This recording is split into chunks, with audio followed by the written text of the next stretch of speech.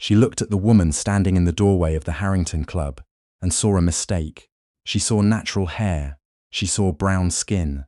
She saw someone who had clearly wandered into the wrong neighborhood, maybe looking for the service entrance around back. What membership director Clifton Bragg did not see was the 4 stars on the retired uniform hanging in the woman's closet at home. He did not see the 31 years she had given to the United States Army. He did not see the Presidential Medal of Freedom sitting in a glass case on her mantel, or the citation from the Joint Chiefs that called her, in plain language, one of the finest strategic minds this country had ever produced. He saw a black woman in a wool coat on a Tuesday afternoon, and he decided, in the space of a single breath, that she did not belong.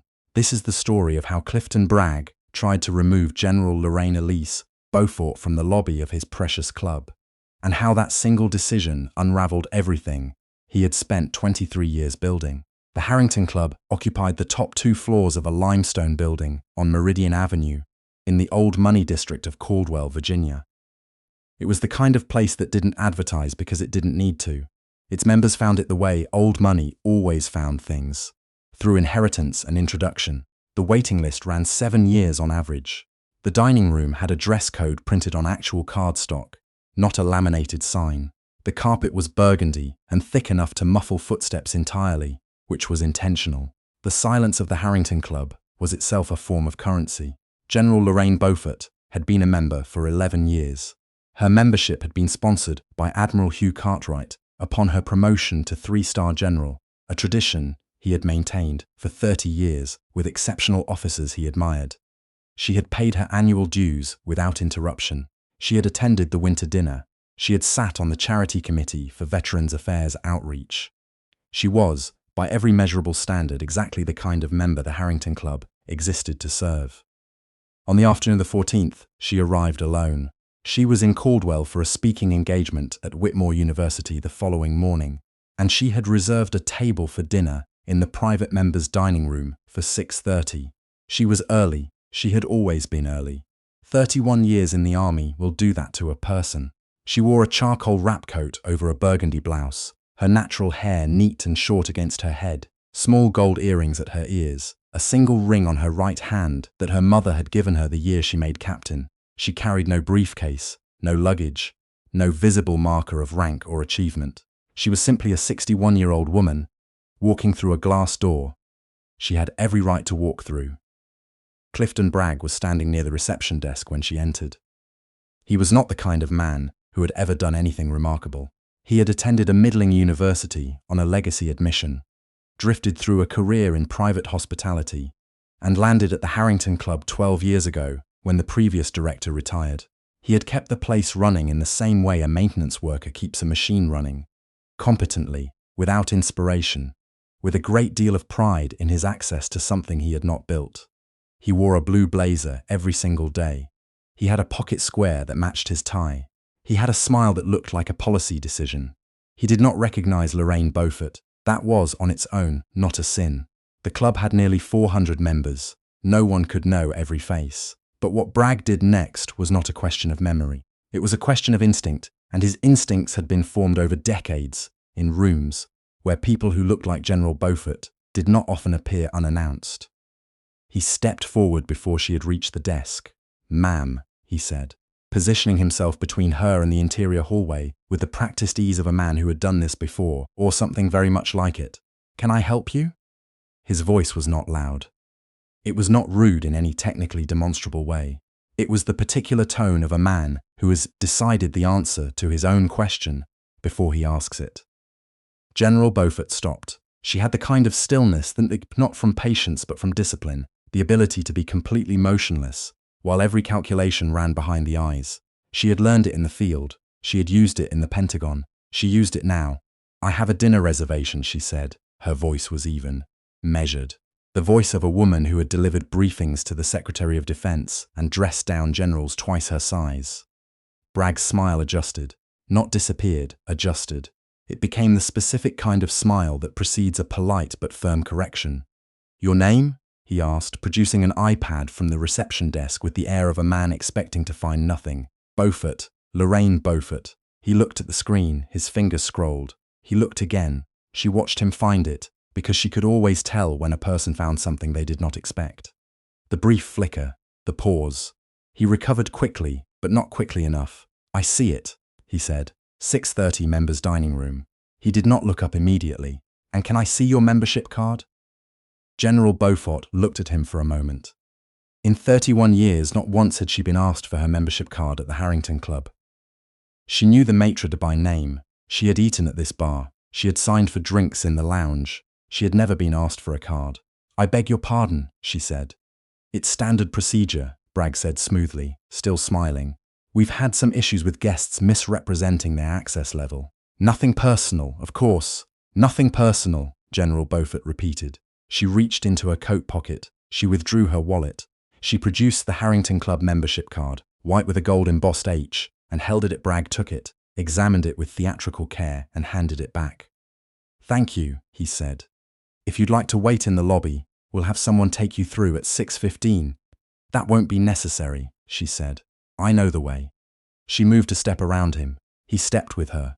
It was subtle. It would not have been visible on her security camera as anything more than a man repositioning himself, but she felt it, the way she had once felt the shift in a room when she was the only woman, or the only black officer, or the only person in the room who had actually been downrange. "Actually," Bragg said, his voice dropping just slightly, acquiring a new texture, something firmer underneath the hospitality. "We've had some concerns raised by existing members about comfort and atmosphere. I'd like to ask you a few additional questions before we proceed." The lobby had 2 other people in it. A man at the coat check, a woman waiting near the elevator. Both were watching now, with the particular sideways attention of people who don't want to appear to be watching. "Additional questions," General Beaufort said. "Just a formality. About my comfort level in an establishment where I have been a dues-paying member for 11 years. Bragg's smile flickered. He recalibrated. "We just want to ensure everyone has a pleasant experience." "Mr. Bragg," she said. She had not been told his name. She had read it on the nameplate on the reception desk. She had read it the way she had learned to read every room she entered. Completely, instantly, cataloguing what mattered. "I am going to walk to the dining room now. If you place your hand on me, or physically impede my movement, I will call the police, and I will call my attorney, and I will call the 3 sitting senators on my contact list, who are also members of this club, and tomorrow morning, instead of delivering my lecture at Whitmore University, I will be sitting across a desk from whoever owns this building, explaining in precise detail what just happened in this lobby. Do you understand me?" Bragg stared at her. She did not wait for him to answer. She walked around him. He let her pass. But as she moved down the hallway, he lifted the house phone from the desk. What happened next happened the way these things always happen.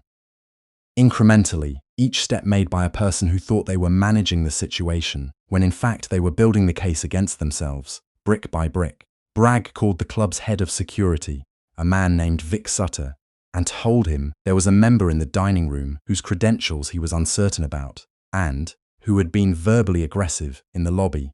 He asked Sutter to position himself near the dining room entrance and monitor the situation. He used language that was careful, passive, institutional. He had been in hospitality long enough to know which words left marks. Sutter, who was 26 and had been on the job for 4 months, did what he was told. At 6:28, General Beaufort was seated at her table, reviewing the menu. The dining room was perhaps a third full. A string quartet was tuning near the window. The candlelight was amber and soft. She had ordered a glass of still water and was entirely, visibly at peace. Sutter appeared at the edge of the dining room.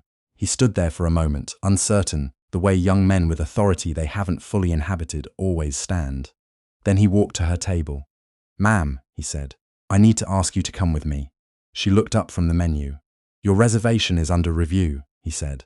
"There may be an issue with your membership status. We need to verify some information at the front desk before we can seat you." She was already seated. They both knew this. "I am seated," she said. "Ma'am, I'm going to have to insist." "On what basis?" Sutter faltered. He had been told to insist. He had not been told what to say when insistence was met with a direct question. "Sir, I'm going to have to ask you to come with me." She placed the menu flat on the table. "My name," she said, "is Lorraine Beaufort. I am a retired 4-star general in the United States Army. I have been a member of this club since 2013. I have a reservation at this table for 6:30. I am sitting in that reservation. If you attempt to remove me from this table without lawful cause, you will be committing a civil rights violation in front of." She paused and looked around the dining room with the calm precision of a woman who had assessed enemy positions for 3 decades. 11 witnesses. "I suggest you return to whoever sent you and tell them to get an attorney on the phone before they take another step." The table next to hers had gone very quiet. An older white man in a dark suit was watching with an expression that had started as mild curiosity and was becoming something else entirely. He leaned slightly forward. "General Beaufort," the man said. She looked at him. It was Wallace Pryor, a retired federal judge who had been a member of the Harrington Club for 22 years. He had attended the same Veterans Affairs charity dinner she had organized in 2019. He had shaken her hand and called her one of the most impressive people he had met in 40 years of public service. "Wallace," she said. "What is going on here?" Pryor asked, now looking directly at Sutter. Sutter had the particular look of a young man who had just realized the walls were not where he thought they were. "Just a routine verification," he said. "She is a member of this club," Pryor said, his voice acquiring the flat authority of a man who had presided over federal proceedings for 30 years. "She organized the Veterans Day dinner. I sat next to her. What exactly are you verifying?" The dining room was no longer pretending not to watch. Sutter's phone buzzed. He looked at it. It was Bragg asking for an update. Sutter, to his credit, made the right call. He put the phone in his pocket without responding and said, "I apologize for the interruption, General. Please enjoy your dinner." He turned and walked out of the dining room with the stiff gait of someone who knew they had made a mistake and hadn't yet figured out how bad it was. Bragg did not find out about the dining room until 40 minutes later, when Sutter came to his office and explained what had happened. Bragg's first instinct was relief. The situation had been diffused. Nothing had escalated. He could frame it as a misunderstanding in the morning, apologize quietly through a member relations email, and move on. He had no idea that Judge Wallace Pryor had taken out his phone during the string quartet's second set and sent a message to the chairman of the Harrington Club's board of directors. He had no idea that the woman at the table, 2 down from General Beaufort's, had been quietly recording on her phone since Sutter first appeared, capturing not only the conversation but the entire dining room's reaction to it, and that by 11 o'clock that night, she would post it to her social media with the caption, "Watched a black general get harassed out of her own dinner reservation at a Harrington Club tonight." This is what private membership looks like. He had no idea that General Lorraine Beaufort, upon returning to her hotel that evening, spent 45 minutes on the phone with her attorney and another 30 minutes on a call with someone at the Department of Justice's Civil Rights Division, whom she had known personally for 16 years. And he had absolutely no idea that the older gentleman in the dark suit, Judge Pryor, had also placed a call that evening to 3 other board members he played golf with, and that by the time Bragg arrived at the club the following morning, the emergency board meeting had already been scheduled for noon. But all of that was coming. For now, Clifton Bragg drove home, poured himself a bourbon, and told his wife it had been an unremarkable Tuesday. He slept, apparently, without difficulty. The morning was when it started. The video had 11,000 views by 7 a.m. By 9, it had crossed 90,000, and 3 journalists had reached out to the woman who posted it.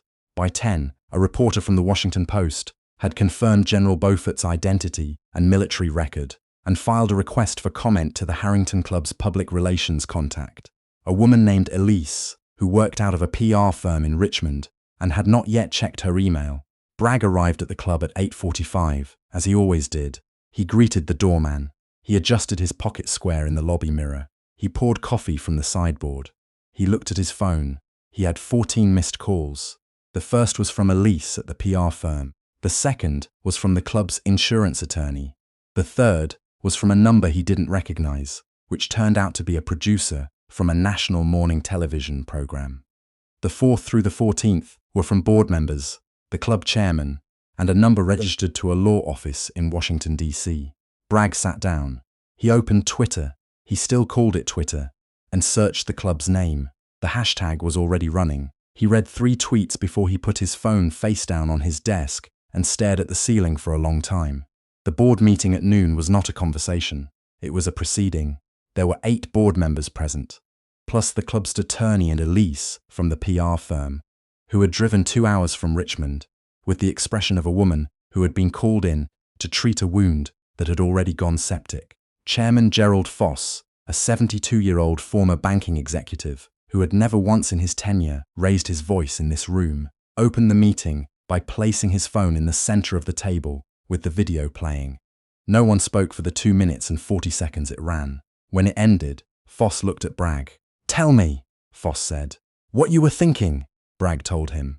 He used careful language, hospitality language, the language of liability management and member comfort and standard procedure. He explained about the verification request. He explained that he had not recognized General Beaufort. He explained that the situation had been resolved without incident. Without incident, the club's attorney said.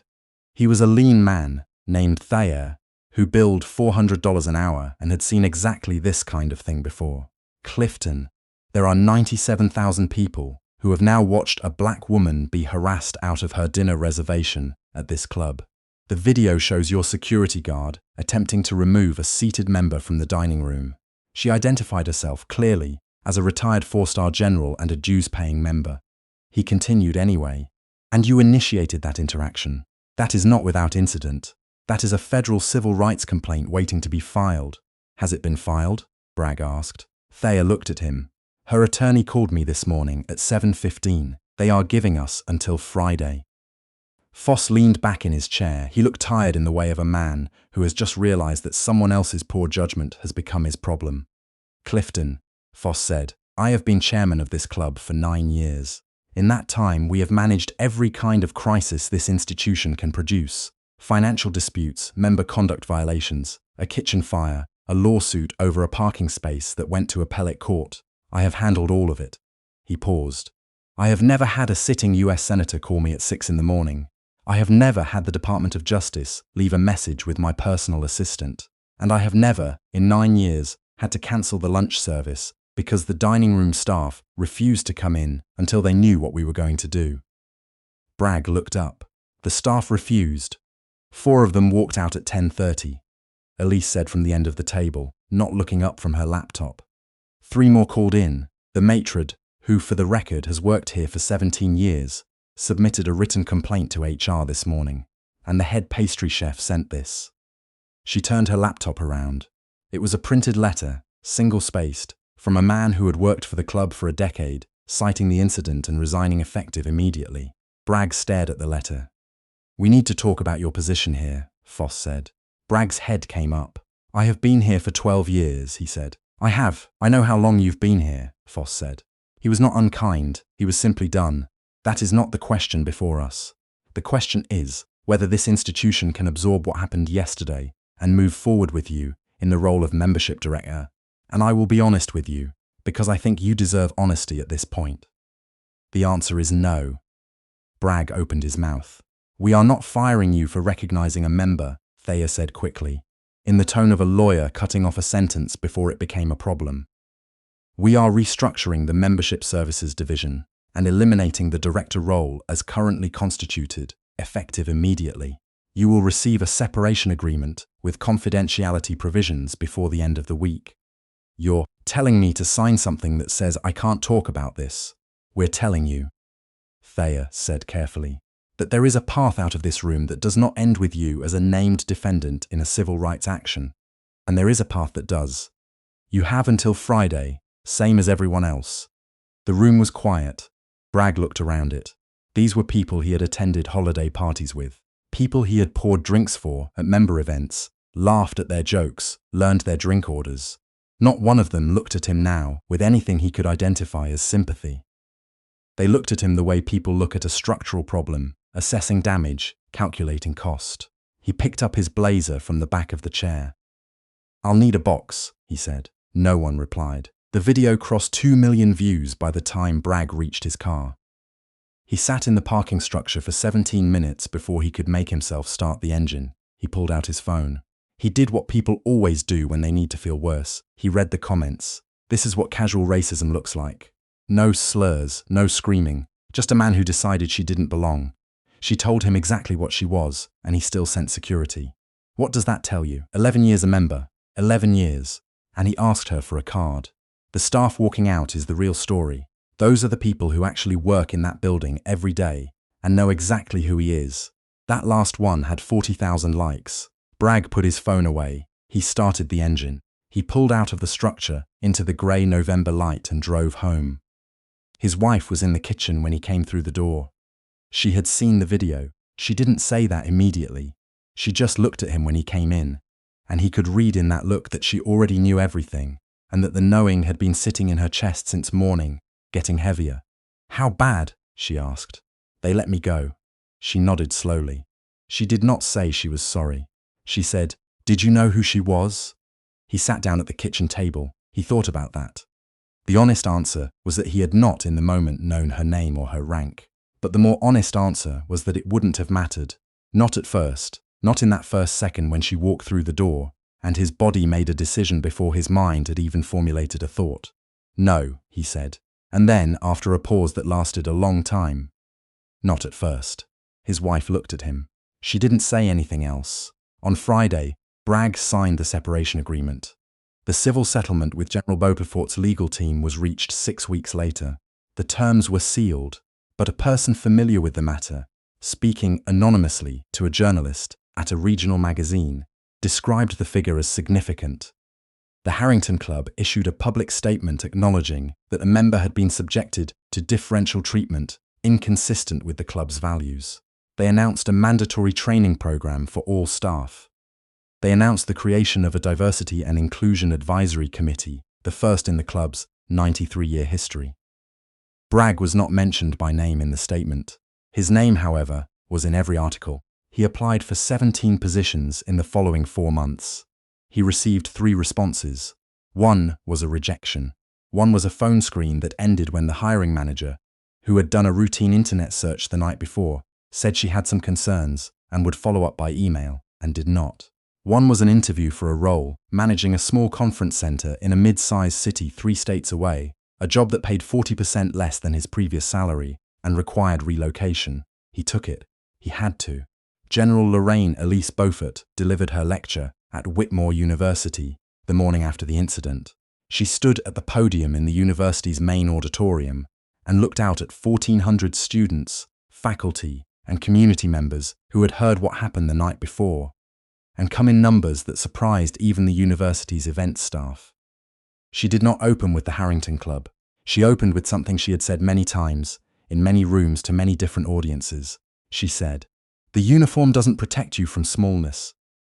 It never did. What it gives you, if you let it, is a framework for responding to smallness with something larger than yourself. She spoke for an hour. She received a standing ovation.